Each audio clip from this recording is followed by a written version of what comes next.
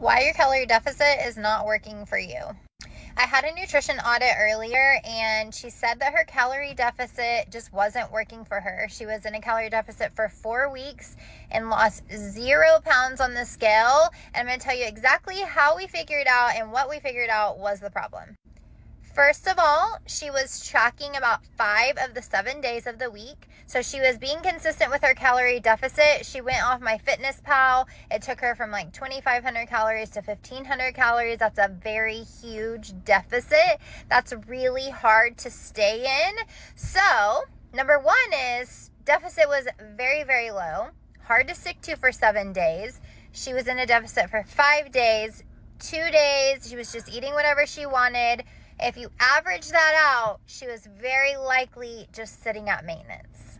Then as we started working through her foods and how she cooks her foods, she is using a ton of oils when she cooks her food. So she's cooking her chicken in oil, her eggs in oil. She's putting oil on her vegetables. So we figured out we're using a lot more calories than we thought we were using.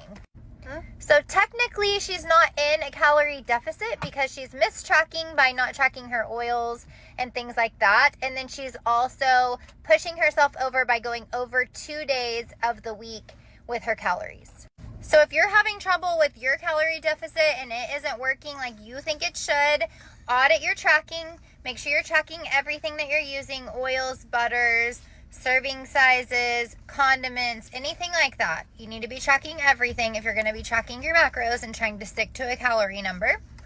And then number two is we want to make sure that we are in a deficit that is not too big of a deficit so we can stick to it 7 out of 7 days of the week. That doesn't mean we're going to be 100% perfect, but it does mean that when we average out our calories for the week, we are in a true deficit. I hope this is helpful. If you have questions, let me know.